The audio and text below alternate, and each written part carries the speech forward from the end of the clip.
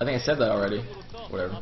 Hyvaa. And I'm gonna put Stork in my overlay just because I'm that confident in my Stork spotting abilities. Oh yeah, Sungbyung-gu. It's just the aura of awesomeness emanating from the booth. I was looking at it, it couldn't possibly be any other player. Like, no other player would exude such level of manliness, such testosterone, short of perhaps Reach. But Reach is on KT, so, if it's not Reach, it's gotta be Stork.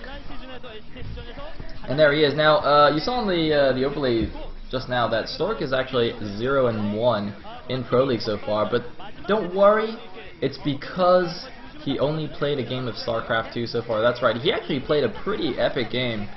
Actually, I'm not sure if I would say epic. He played a game yesterday, a PvZ against Zero in StarCraft 2 that showcased how good Zero is and kind of how inexperienced Stork is, especially in the late game PvZ. Like, Zero played a really nice game, and Stork kind of kept up with him until the late game, and then in the late game Stork's just like, yeah, I don't really know what units I should make anymore, or what I should do. And then he just kind of died to Brood Lords. Spoiler alert. Anyway, yeah, it's actually really funny, because when I was watching that game, I actually completely understood what he was going through. Because that's like exactly what happens to me on the ladder. Because like, in Brood War, I love going for super late game PvZ. So then in StarCraft 2, I'm like, okay, I'll just get a bunch of bases and split them up with a Zerg, and then I'll be fine. And then he like makes 20 Infestors and 20 Broodlords, and I'm like, oh, I guess I'm not fine anymore. But anyway, looks like Hyvaa will be the purple Zerg. I think that was at the bottom left. Yeah, it's at the bottom left. And Stork will be the red Protoss at the top right. Let me just double check that my overlay is functional. Yeah, I think it's fine.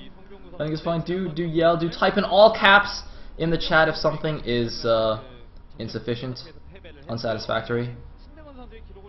If you're mad, if you're an angry nerd, type in all caps. Well, I guess you do that anyway, so I don't have to tell you. Anyways, looks like Probe going out to the natural. This map is Electric Circuit, by the way. Oh, looks like the future bourgeois, the next generation of StarCraft Gosus are here in the crowd today. See that little girl on the right? That's gonna be the next Toss girl, and that little kid over there, that's gonna be the next Flash. Boom.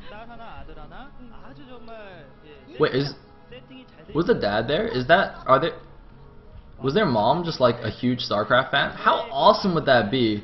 God, I wish my mom was a huge StarCraft fan. Like, my mom knows about StarCraft because I talk about it all the time and I cast it, but how cool would that be if, like, as a kid, instead of having like family trips to Disneyland, you just got family trips to Pro League or something? Oh my god, that would be awesome. Yeah, forget about piano lessons, just go watch Brood War. Ugh, brilliant. I love Korean families. Oh, hide your face. Hide your kids. Hide your wife. Hide your face. Hey, what guys? Anyway, looks like hatchery first at the back mineral only for Hyvaa here. Now, we saw some Zerg do that yesterday. I'm trying to think who it was. I can't remember. But it was on this map, and I was talking about how it's not very good. But I'm beginning to think that I'm probably completely wrong because, well, this is the second time we saw it this season. Hey, salute to you, sir. But yeah, it's the second time we saw it this season, and I think we saw it quite a few times last season as well. And I remember I kept saying how it was bad, and then pro gamers kept doing it, so I'm sure there's a good reason for it. I just don't know why you would take that over your natural. I mean, it makes the Protoss scout you slightly later, but a gas base is so much more useful anyway. I mean, I guess it actually doesn't really make a difference if you're going for a 3-base build anyway, because you're not going to take the second gas until both your expansions are finished. So I guess it doesn't make that big of a difference. It's kind of like when you forward pool and you make a drone and you cancel it. It's like it actually doesn't do anything. It's like your build is exactly the same regardless. Anyway, it looks like a probe here gonna go to the natural and do a little block in action. Oh, we're gonna have a duel here. Probes do beat drones 1v1, so that's gonna have to run away. Yep, he is gonna run away. It's actually the opposite of StarCraft 2, by the way. In StarCraft 2, if a drone and a probe duel each other, the drone actually wins because the shields don't regenerate on the probe until like you're not being attacked. But in Brood War, your shields always regenerate. So probes are better. Man, that was one of the most jarring things to me when I started playing PvZ and SE2. I would just like right click a drone with my probe, and then my probe would die, and I'd be like, what? What just happened? Why is my probe inferior? I mean, just look at this drone. Alright, why should probes be inferior to drones? They're so much cuter. They're so much cooler than drones are. They're cute little mechanical kittens, and drones are like horrible creatures that have acid spit. Like, ugh, they should make probes stronger. Anyway. I wasn't paying attention to the builds. But I mean, it was a Forge Fast expand from Stork, doing kind of a nice little wall up there, actually. It is kind of tricksy to wall in on this map. Actually, I think one of the early changes, modifications made to this map was to make it easier for Protoss to wall in certain positions. I think the 5 o'clock natural in particular was very difficult to wall properly, so they just changed the map a little bit to help out the Protoss buddies. In the meantime, Probe Guy is going to scout the scan around the base, sees the back mirror only. I think he saw that before already, though. I'm fairly certain he did. And in the meantime, I'm just going to keep running around here. He sees the lair finish. There's only 2 Zerglings made for hyvaa. So let's see what Stork does. Oh, it looks like he made a second set of Zerglings. Stork's still content with just a single cannon here. And he's actually going for a fast robo here, so it looks like Stork is going to be going for some Corsair Reaver action. One of my absolute favorite strategies to both watch and, well, no, just to watch, not to play, because it's actually an extremely APM intensive strategy. Very difficult to pull off mechanically, so yeah, I can't do it, but but it's really cool to watch, though. It's really cool to watch. And we do see +1 air weapons on the way, so it's definitely going to be Corsair Reaver. So basically the principle is, you make a bunch of Corsairs, and you use those as your anti-air to protect your shuttle from mutas and Scourge, and then you fly around with your shuttle and your Reaver, and you kill stuff. It's pretty simple. It's pretty awesome. Yeah. And of course, since Reavers are one of the most awesome units in the game, this strategy is pretty baller. But yeah, the reason it's so mechanically intensive is that you need to basically babysit your Corsairs and your shuttle. So you need to constantly be switching between, you know, your Corsair / shuttle force and your main base to keep macroing. And so, like, a lot of times you'll see, you know, less skilled players who try and do the strategy will end up with a lot of money banked because they just can't macro at the same time while microing their Corsairs and their shuttle. Because, you know, if you look away for just, 5 seconds, your Corsairs could get slightly out of position and your shuttle just could get scourged and you instantly lose the game. It's a very delicate strategy. But it's so powerful when done correctly. Now, the Zerg response to this is generally to take a lot of expansions very quickly. There's no super effective way for them to counter it. I mean, the mass Corsairs are so effective against mutas and Scourge, so all they can really do is make a lot of Hydralisks to help defend. Stork, by the way, is trapping his own probe back there, so he can use it to stack the Corsairs. But yeah, so Zerg doesn't have a super cost-efficient way of defending. They just have to make a ton of stuff. And also, but the thing is, when you go for Corsair Reaver, you don't really have a substantial ground force. The Corsairs and Reavers and the Reaver tech are both quite expensive, so you're not going to have a ton of gateways to be able to do any kind of big attack with. So Zerg basically just takes a lot of expansions, makes a lot of Hydras and drones, and then it's just like, well, you're probably, if you're good, you're going to do damage to me. But I'm just gonna have so much extra stuff that even if you do, even if you kill one expansion, I'll just make 3 more, and then I'll just win anyway.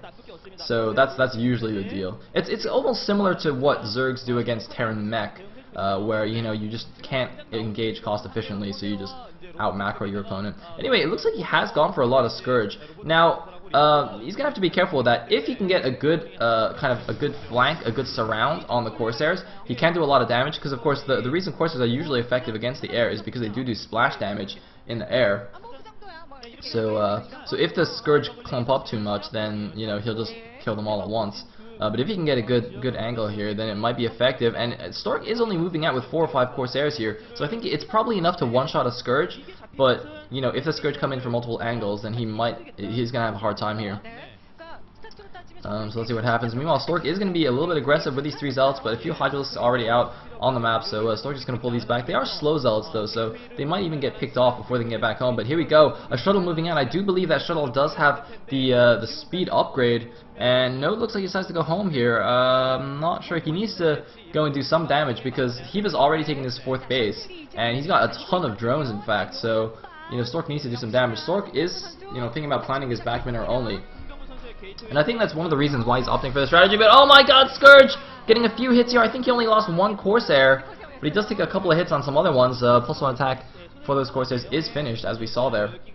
But yeah, oftentimes Corsair Reaver is generally a very popular strategy when there's safe back expansions that you can take, or island expansions, because as I said before, you don't have a big ground army to help defend a more risky expansion. So ideally there's going to be islands or these kinds of protected expansions in your main base. One map where we saw the strategy a lot was Andromeda, which had both a back expansion, and an island, and a couple of islands, so it was really good. Meanwhile, the drop's going back here, and it looks like he might actually lose his Spire here. Unfortunate Spire placement for Hiva here.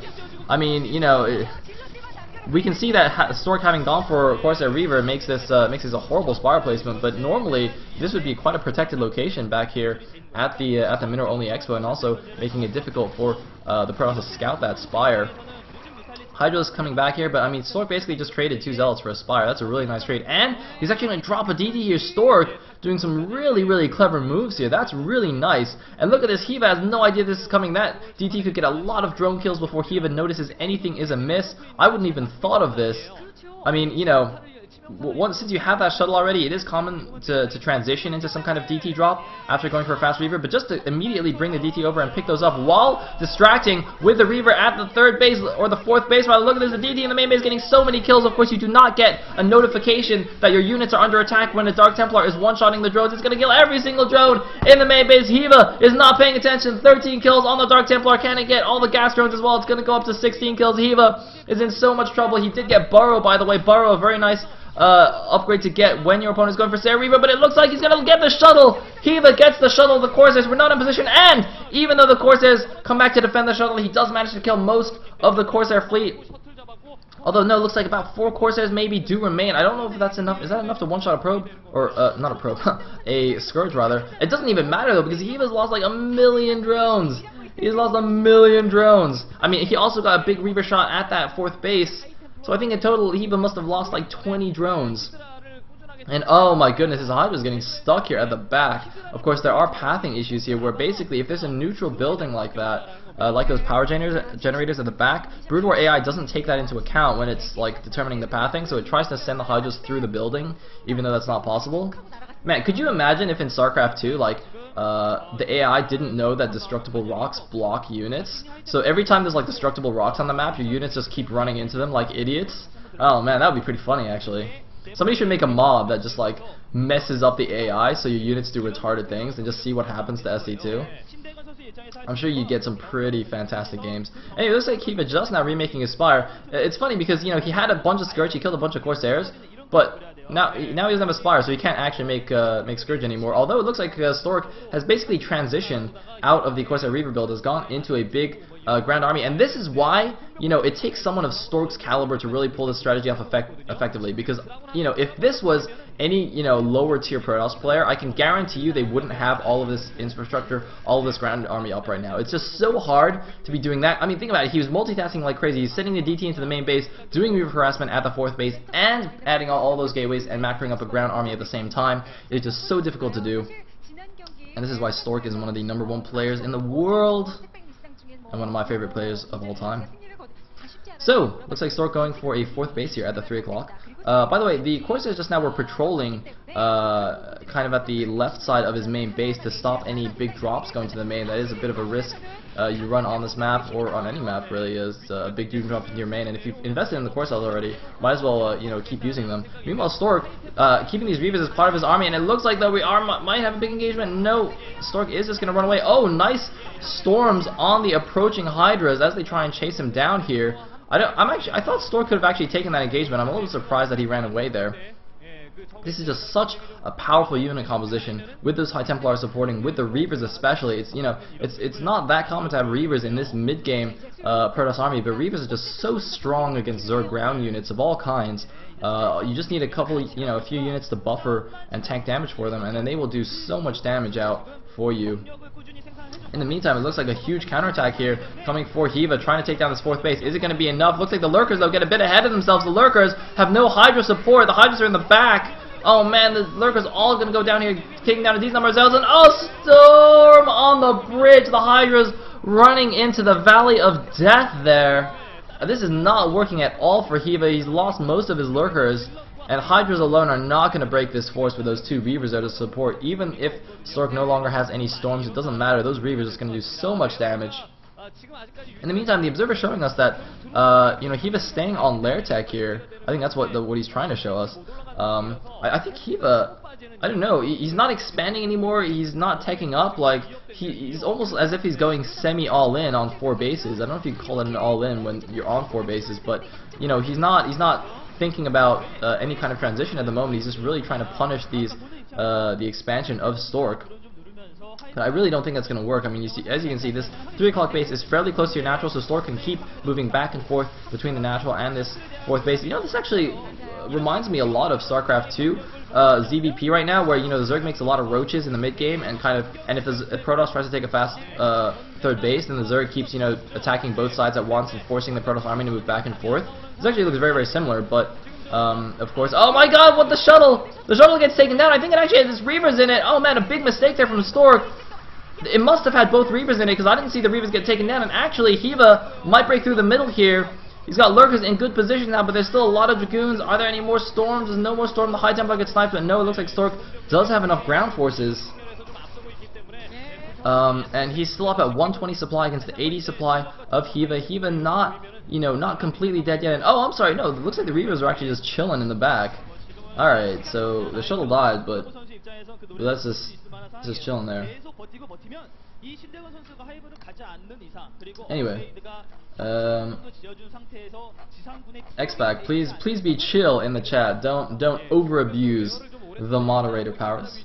Please be kind to our new SC2 buddies. Anyways, Stork having a pretty nice advantage now. 150 supply against not even 100 supply for Hiva. Yeah, he's taking the top left natural now as his 5th base, but that is so slow compared to Stork's 4th. So I'm not. I don't know. I mean, I think it was a good idea. Oh, but all that thought. Oh, shuttle! Whoa! Sick reaction time from Stork. Did you guys see that? He's like, oh my god, Hydralisks, I better run away. It is possible though that he had the shuttle on patrol. There is one trick that you can do. Oh, it's actually just a Zealot drop. Okay, so it wouldn't have been a big deal anyway if you lost a shuttle. But one trick you can do with your shuttle is if you use the patrol command to move it instead of the just right-clicking, then your shuttle will automatically turn away if it gets attacked. So like if I wanted to right-click, if I just right-click it across the map, and it runs into Hydralisks, it'll just die. And whoa, looks like the Zealots in the main base, they're distracting Hiva long enough for him to not cancel that hatchery. But yeah, I recommend to people who don't really have pro gamer level reaction time to always use patrol instead of right click on their shuttles, and that'll save you a few shuttle mishaps. But anyway, looks like a big ground engagement here. Hiva's units are out of position, and he just doesn't have many of them in the first place anyway. It looks like he's entirely got Hydras. No, he's got a few Lurkers in the back, but he needs more Lurkers here. He needs those beefy Lurkers. Looks like the shuttle gets taken down. He's going to start focusing down the Reavers as well. Wow, nice job actually by Hiva to take down those Reavers before they can do too much damage, but is it going to be enough? A lot of Protoss ground units still remaining here. All the Lurkers, crucially, do get cleaned up. They did kill most of the Zealots, but is it going to be enough? Stork continuing to push through here, and it looks like it's not quite going to be enough. It looks like the tables have turned here. Hiva's now the one on the defensive. Stork is the aggressor. Looks like Hiva was trying to snipe some of those observers, but he just lost his Overlord there. Stork looking very stoic there as he just dismantles this Zerg. Meanwhile, it looks like a hidden expansion going down at the bottom right for Hiva at the main base there. So like, yep, there it is. Taking a sneaky expo considering the one at the top left got killed. Yeah, and I don't think it really has the forces to just, take a closer fifth and actually defend it properly. Meanwhile, the Observer showing us still no signs of hive tech or anything. Hiva staying on this layer level Hydra Lurker tech, which I don't know. I don't think that's going to be, you know, while that's good, while it's generally, you know, the standard composition in the mid game. Once the Protoss gets up a decent number of, you know, a decent amount of High Templar and Dragoons and all those nice splashy units, it's pretty difficult to make it cost efficient in those huge engagements. Because the problem is, like, when you're in the mid game level where you have, you know, like 80 to 100 supply or 120 supply of units, you get a good engagement in the middle of the map, you can still spread out your Hydras and stuff, minimize the splash damage from Storm and whatnot, and your units can be effective. But the problem is, if you like max out on Hydra Lurk, I mean, it's unlikely to happen, but, you know, if you get, like, a really large Hydra Lurk army going into the mid/late game, it's very hard to actually spread out your units enough. Your Hydras will inevitably just clump up a lot and then just take maximum damage from Storms and Reavers. So that's why generally you see the transition into higher tech units. And of course, you know, like, you know, high tech units like Defilers and Ultimates and whatnot are just very good as well. So, yeah. Well, I think it's I don't think it's necessarily a mistake by Hiva. I think that's a conscious decision where he's decided I don't actually have the time or the resources to invest in going for hive tech. I need to actually just make something happen right now. And he's kind of just gotten into this rut where, you know, he had a nice timing there where he was putting a lot of pressure on Stork and he was trying to kind of at least take down that 3 o'clock expansion with that big Hydra Lurk army. And then when it didn't happen, he decided, well, now I have to keep making these because otherwise I'll die. So it's kind of like, you know, a vicious cycle where he can now never tech up. Meanwhile, Stork going into the 9 o'clock base here with a big army. The Templars leading, doing some nice storms. Looks like he actually kills his own observer with a storm, but he does have a second observer. There's so many High Templar, so many psionic storms, and it looks like Hiva is just going to go counter. Is he going to counter, or is he going to try and hit the army from the back? Looks like he's just going to go counter the 12 o'clock expansion. He's just going to trade, do a base trade here, but no, it looks like Stork realizes what's happening, decides he does not want a base trade, and is bringing his main army back here. Interesting that Hiva actually decided to attack a closer an expo that was close to the Protoss army instead of going for something, excuse me, like the 3 o'clock expansion. I guess he assumed that Stork would just commit to the attack and not come home, but looks like we are just going to have an engagement here. The Hydras getting picked off while there's a Reaver drop going on. Look at this multitasking from Stork. There's a huge army engagement in the map, and yet he's doing a Reaver drop at the same time. And boom. Nice burrow there, though, by Hiva. Of course, without an observer there, the Reaver can't actually kill any more drones. Although the splash damage will still hit the burrowed units, so like if he hits a sunken that's near burrowed drones, it'll kill more drones. But oh my god, Stork doing some insane Reaver harassment. Of course, Stork known for his Reaver control, but it looks like a big Zerg attack going in here into the natural. This could be the last hurrah for Hiva, trying to make something happen. The main Protoss army is coming home to defend. Hiva does not really have many units left, and looks like actually no, Stork decides that he's going to have enough from his reinforcements, from his gateways to stop that. He's just going for Hiva's base, going to intercept some of these reinforcements in the middle of the map. The Dragoons taking down most of the units, and GG from Hiva. Stork just taking Hiva apart with his Corsair Reaver play into nice, well, into just pretty standard, you know, giant gateway unit army play, but with some nice Reavers sprinkled in there for flavor. I like it. I like it. So yeah, that is going to tie up the series 1-1, and we will go to a third and deciding game to see who's going to take the Brood War best of 3 part of this series, and then after that we will watch some StarCraft 2. So, who's going to come out to take the set for their team? 그리고 더군다나 이 송병구 허영무 선수가 좀 최근에 그렇게 분위기가 좋지 않았었어요, 프로리그에서. 근데 오늘 경기를 잡아내면서 삼성전자 칸이 프로토스의 그 실력이, 그러니까 그 성적이 좀 좋아져야 한다는 거에 대한 부응을 했고, 두 번째로는 이 맵에서의 전적이 굉장히 안 좋았거든요. 두 버전과 예전, 그러니까 현재 버전을 합쳐가지고 3승 14패였어요, 맵이. 그렇게 안 좋았던 맵에서 승리를 거뒀다는 점, 그리고 전반전에 ma지막 끝까지 이어갔다는 점 모두 다 정말 웃을 수 있는 일입니다. 자, 지금 송병구 선수가 승리를 거두면서 1대1 전반전 승부나지 않았고요. 잠시 후 세 번째 세트. Yep, the third game. There's going to be one more brutal game to decide this, and then a SC2 best of 3, and then an SC2 ace match if necessary.